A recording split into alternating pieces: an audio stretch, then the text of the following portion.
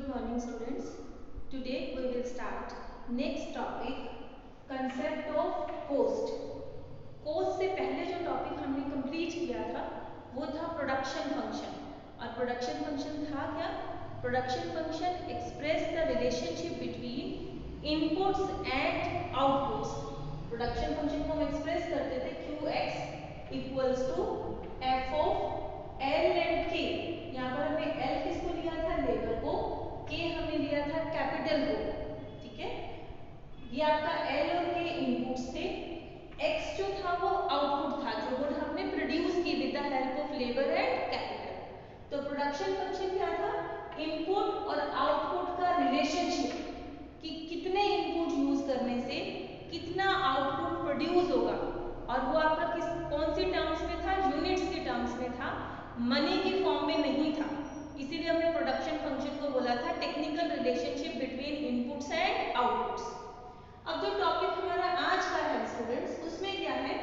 इन्हीं इनपुट्स को, प्रोडक्शन के लिए जो इनपुट्स यूज होते हैं, इन्हीं इनपुट्स के ऊपर जो मनी स्पेंड की जाएगी, expenditure incurred for buying the inputs, that is known as cost of the product. जो आपने प्रोडक्ट की प्रोड्यूस की, एक्स प्रोडक्ट किसकी हेल्प से प्रोड्यूस की? इनपुट की हेल्प से. इस इनपुट के ऊपर जो एक्सपेंडिचर इनकर्ड होगा उसको क्या बोला जाएगा? कॉस्ट. नाउ स्टूडेंट्स, ये जो इनपुट्स हैं इनको हम फर्दर डिवाइड कर सकते हैं टू पार्ट्स में. First factor inputs, second non factor inputs. अब ये है क्या क्या फैक्टर इनपुट्स और non factor inputs? Factor inputs हमारे पास टोटल 4 होते हैं: लैंड, लेबर, कैपिटल, एंटरप्रेन्योरशिप. क्योंकि प्रोडक्शन करनी है, प्रोडक्शन करने के लिए आपको लैंड चाहिए, लेबर चाहिए, कैपिटल चाहिए और एंटरप्रेन्योर चाहिए. नॉन फैक्टर इनपुट्स क्या है? Raw material. यानी कि फैक्टर इनपुट्स और नॉन फैक्टर इनपुट्स के ऊपर जितना भी एक्सपेंडिचर इनकर्ड होगा उसको क्या बोला जाएगा? Total cost. तो अगर आपको टोटल कॉस्ट की डेफिनेशन देनी है तो उस डेफिनेशन को हम कैसे दे सकते हैं? Cost means expenditure incurred by the producer on factor inputs as well as non factor inputs. Expenditure incurred by the producer on factor inputs as well as non factor inputs. तो ये तो हमारा हुआ कॉस्ट का meaning, expenditure incurred. और कौन के किस किस के ऊपर एक्सपेंडिचर इनकर करना है हमने? फैक्टर इनपुट्स मतलब इन चारों पर, land, labour, capital and entrepreneurship. Non factor inputs मतलब रॉ मटेरियल पर. तो इन सब के ऊपर जो टोटल एक्सपेंडिचर हुआ उसको क्या बोला हमने? कॉस्ट. नाउ स्टूडेंट्स, ये जो आपके इनपुट्स हैं, इस इनपुट्स को हम किसी और वे में भी डिवाइड कर सकते हैं. कैसे? जैसे further division explicit and implicit cost. अब ये किस बेसिस पर है? ये इस बेस पर होता है कि जो ये इनपुट्स हैं, इन इनपुट्स को प्रोड्यूसर ने किसी और से बाय किया है, उसे पेमेंट की है, या फिर उसके पास अपने पास कुछ इनपुट्स अवेलेबल थे, कुछ उसने वो यूज कर लिए. जो टोटल इनपुट्स उसे प्रोडक्शन के लिए रिक्वायर्ड हैं, लैंड, लेबर, कैपिटल, एंटरप्रेन्योरशिप और raw material, in total inputs में से कुछ इनपुट्स ऐसे हो सकते हैं जो उसके अपने पास हो, जो उसने अपने बिजनेस में, प्रोडक्शन में यूज कर दिया हो. तो अगर उसने कुछ अपने इनपुट्स को यूज किया है वो क्या है? Implicit cost. और जो इनपुट्स उसके पास नहीं है, जो उसने किसी और से बाय किया है, जिसके लिए उसने पेमेंट की है, उसको क्या बोला जाता है? Explicit cost. तो एक्सप्लिसिट कॉस्ट क्या हुआ? Inputs from the market, expenditure incurred for those inputs that are purchased from the market. Implicit cost क्या है? Cost for those inputs that are used by the producer without buying from the market. Self owned inputs, जो उसके अपने inputs हैं, जो उसने market से bye नहीं किया, तो उसकी जो कॉस्ट है उसको बोला जाता है इम्प्लिसिट कॉस्ट. और जो इनपुट्स उसने मार्केट से बाय किए हैं, किसी को उसकी पेमेंट कर दी है, उसको बोला जाता है एक्सप्लिसिट कॉस्ट.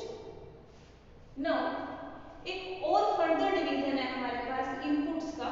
वो क्या है? Fixed and variable. इनपुट्स को हम इस तरह से भी डिवाइड कर सकते हैं, फिक्स्ड एंड वेरिएबल। अब ये फिक्स्ड इनपुट क्या है?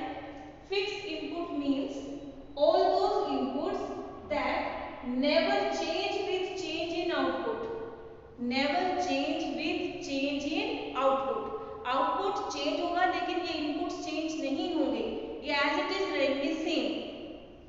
चाहे आप आउटपुट को इंक्रीज करो, चाहे आप टोटल प्रोडक्शन को डिक्रीज करो, बट ये इनपुट्स जो है वो सेम रहते हैं। ऐसे इनपुट्स को बोला जाता है फिक्स्ड इनपुट्स। वेरिएबल इनपुट्स क्या है? Variable inputs means the input that changes with change in output. Output में चेंज होने के साथ साथ जो इनपुट चेंज हो जाए उसको क्या बोला जाता है? Variable input. ठीक है, जैसे आपका ये इनपुट था लैंड। लैंड कैसा इनपुट है? लैंड आपका फिक्स्ड इनपुट है, क्योंकि आप आउटपुट को चेंज करो, आउटपुट को इंक्रीज करो, डिक्रीज करो, लैंड तो आपकी सेम ही रहेगी, उसमें कोई चेंज नहीं आएगा, तो ये आपका फिक्स्ड हो जाएगा।